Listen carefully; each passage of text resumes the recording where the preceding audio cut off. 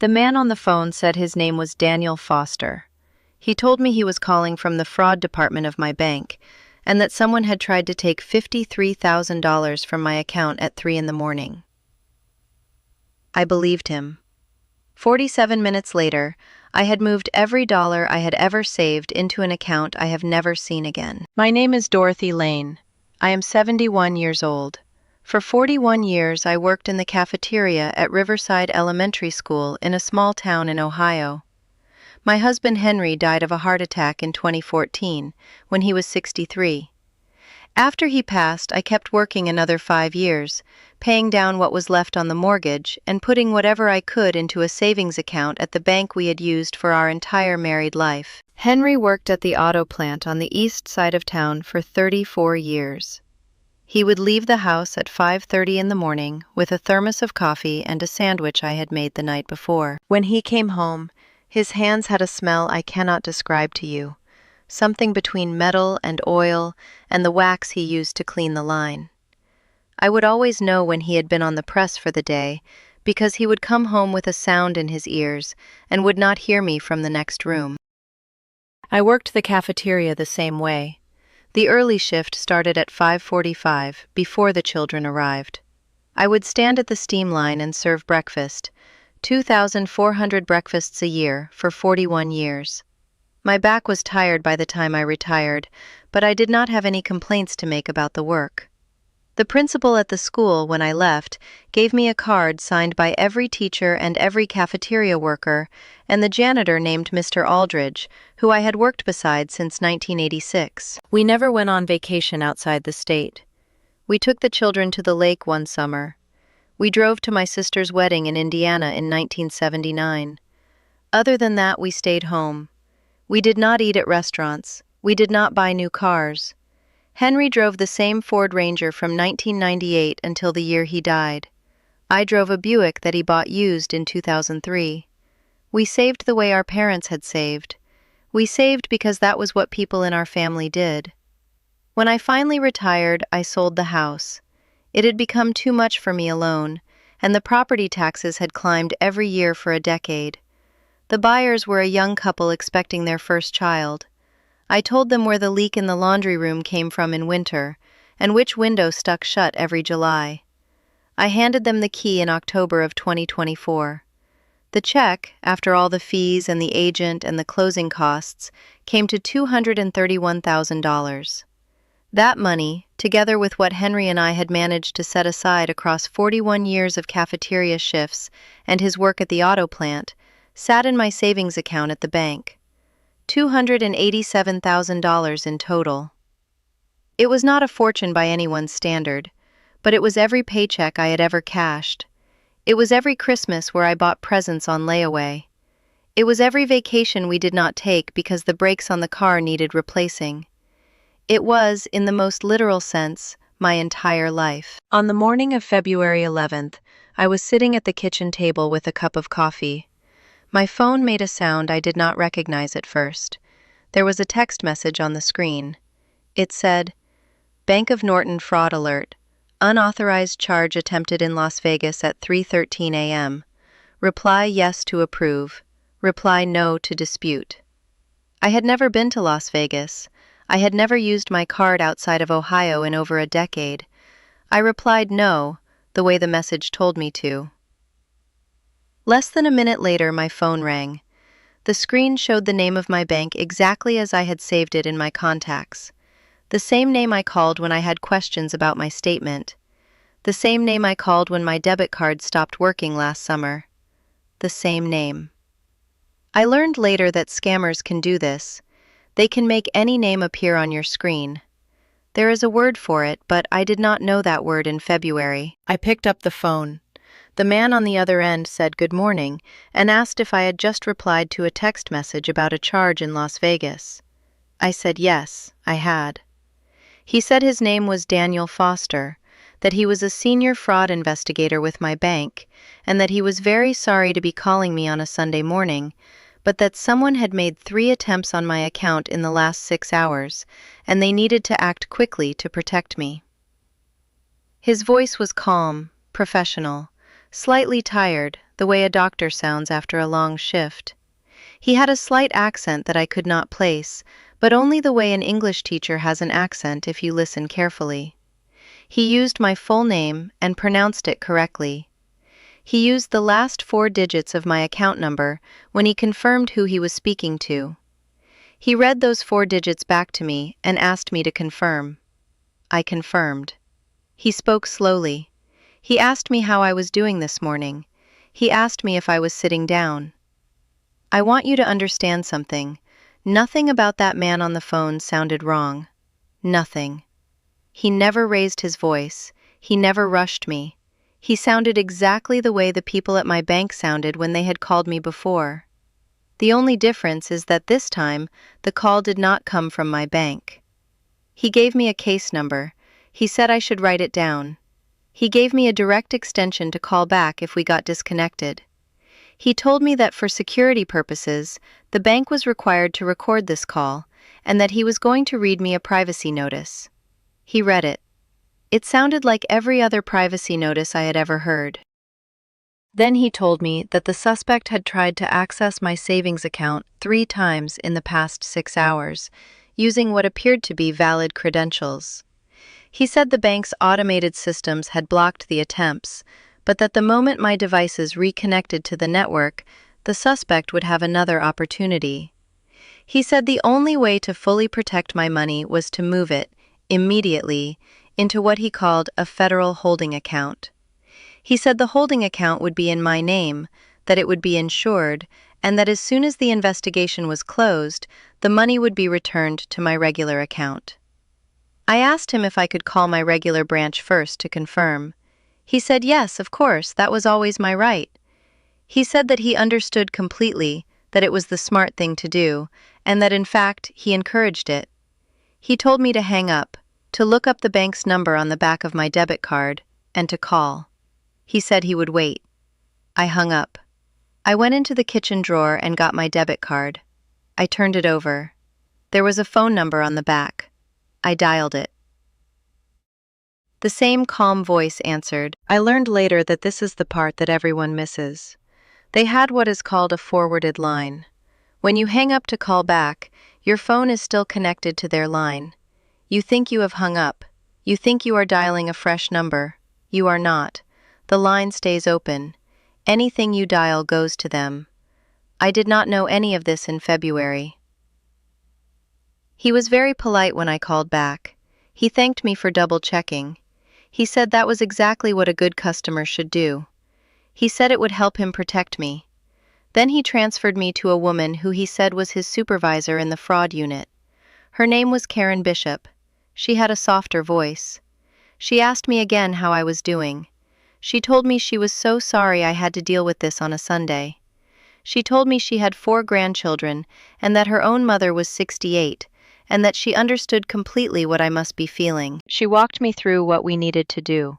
She said the safest way to move the money was for me to do it myself, through my mobile banking app, while she stayed on the line to make sure no errors were made. She said this was important because if she did the transfer herself, the system would log it as a customer service action, and that would lock the funds in compliance review for 10 business days. She said that during those 10 business days, the suspect could try again. She said the only way to keep my money fully accessible was for me to do it. I opened the app. She walked me through every step. She told me which buttons to press. She told me when to enter my PIN. She told me which account to send the money to. She said the first transfer should be for $48,000.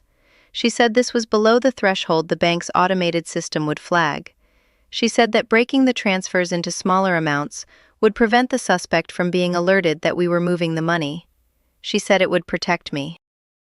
I sent $48,000. She thanked me. She told me she could see the transfer arriving in the holding account. She said this was a critical step and I had done very well. She said the system was now confirming the funds and that she would walk me through the next transfer in just a moment. The next transfer was for $52,000. I want to tell you that there was a moment, somewhere between the second and third transfer, when something inside me went quiet. Not alarm, not doubt exactly, Just a small thing, the way you feel when you walk into a room and realize you have forgotten why you went in. I was looking at the screen of my phone, at the number that was supposed to be in my account, and the number was different from what I expected, and I asked Karen Bishop a question. I asked her if I should write down the holding account number on a piece of paper in case the call dropped. She paused for half a second, then she said yes, of course, and she gave me a number to write down. I wrote it down. I still have the piece of paper. I have not thrown it away. I do not know why. She told me later, when I read the number back to her, that the digits had been entered into the system correctly, and that I should put the paper somewhere safe. She used the word safe 4 or 5 times in that conversation. She used it the way a doctor uses the word fine. The third transfer was for $40,000. The fourth was for $67,000. With each transfer she stayed calm. With each transfer she thanked me. With each transfer she reminded me that I was protecting my own money. With each transfer the number on my screen got smaller, and her voice stayed the same. The final transfer was for the remaining $80,000. I remember she paused before that one. She told me that this was the last step. She told me that I had been wonderful to work with, and that as soon as this transfer cleared, the holding account would be locked, the suspect would be cut off, and the bank would begin its internal recovery process. She told me I would receive a confirmation letter in the mail within 7 to 10 business days, with the case number and the recovery timeline. I sent the $80,000. She thanked me one last time. She said the system was now showing all funds secured. She said I had done everything correctly. She said the bank would be in touch on Tuesday with an update. She said to have a peaceful Sunday and to try not to worry, that I was safe now. She hung up. I sat at the kitchen table for a while. My coffee had gone cold. I felt that strange relief you feel after a doctor's appointment when the news is not as bad as you thought. I made myself toast. I called my daughter Beth and told her what had happened. I told her the bank had handled it. Beth was quiet for a moment. Then she asked me what bank had called me. I told her the name. She asked me what number they had called from. I told her it was the bank's number, the same one in my contacts. She asked me to read her the case number Daniel Foster had given me. I read it to her. She told me to stay where I was. She told me she was on her way over. If you are watching this, and you have parents or grandparents who use the phone, please listen carefully to the rest of what I am going to say. Subscribe to this channel, leave a comment if any part of this sounds familiar, and stay until the end. There is nothing about my story that is unique.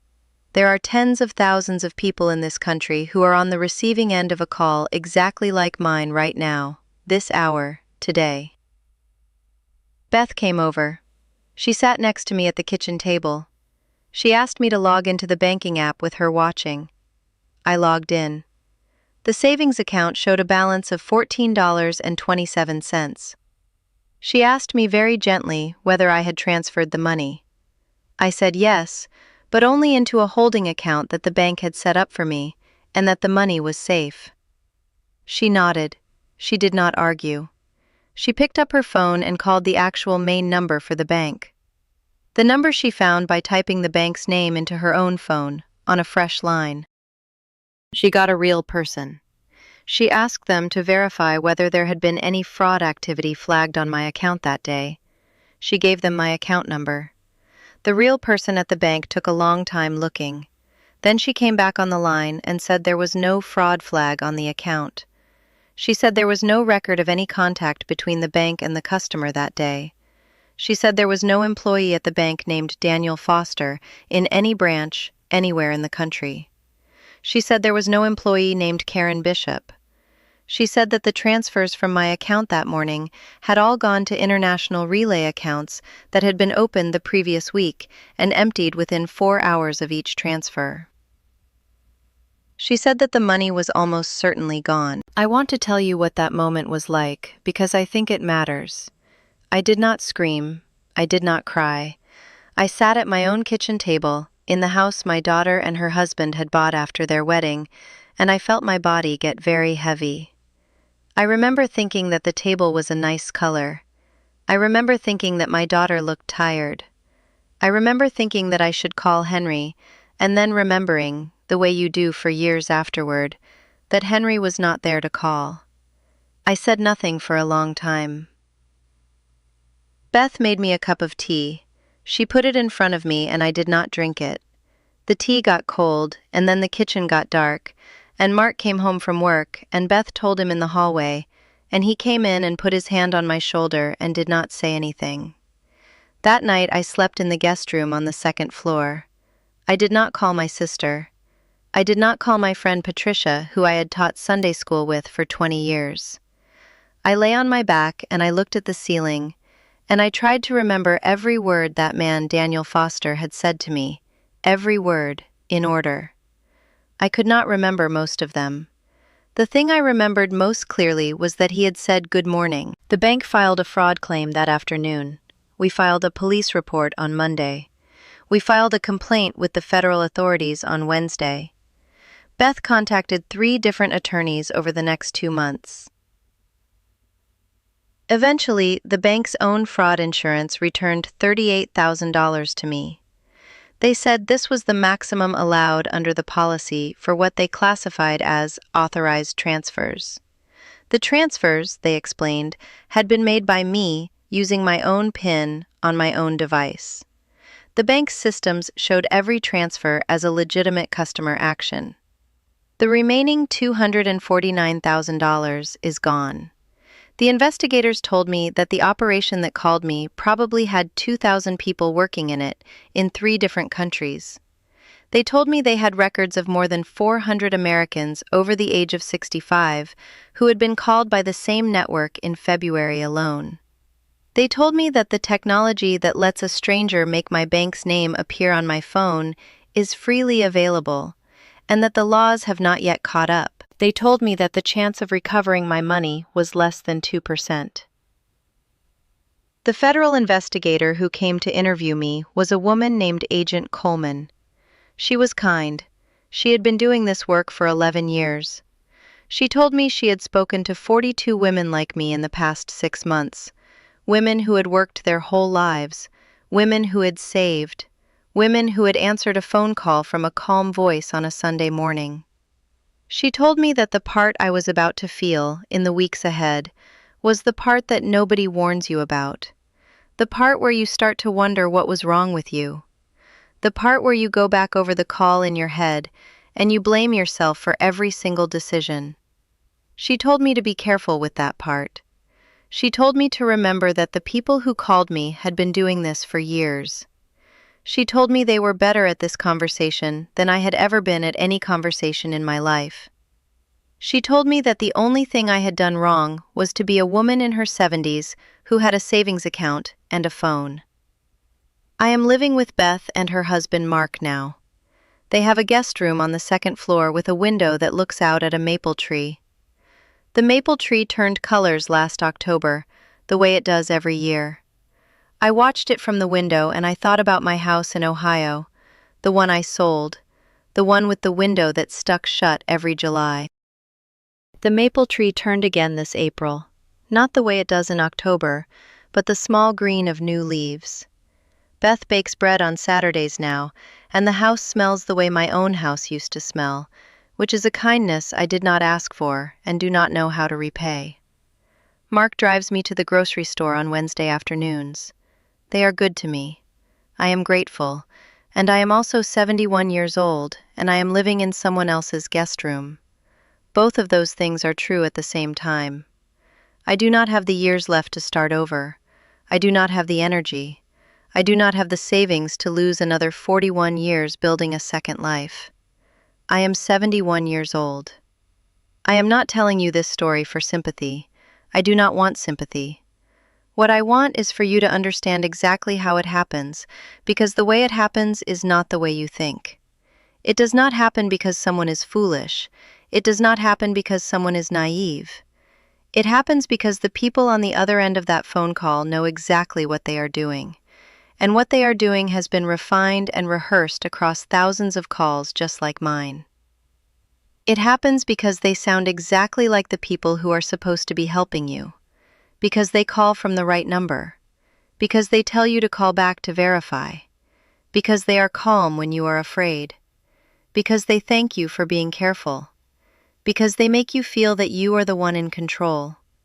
And I will tell you the one thing that I wish someone had told me. A bank will never call you and ask you to move your money to keep it safe. Not in any form. Not into a holding account. Not into a federal account. Not into anything. If your money is at risk, the bank locks the account. They do not ask you to move it. They never have. They never will. If you are listening to this, and you have a mother or a father or an aunt or a neighbor who lives alone, who answers the phone, who would believe a polite voice that said it was calling from the bank, please pick up the phone after this video and call them. Tell them what you just heard. Tell them my name. Tell them I worked in a school cafeteria for 41 years and that I am not stupid and that it happened to me anyway. Tell them that if a calm voice ever calls and asks them to move their money, the answer is no. Hang up. Call the bank back, on a different phone, on a fresh line, after waiting 1 full hour. That hour will save them their entire life. Thank you for staying with me. I know this is not an easy thing to listen to. If anything in what I said reminds you of someone you love, please share this video with them. They do not need to listen to me. They just need to know that the call is coming, or has already come, or will come, and that the only safe answer is no. That is all I have to say.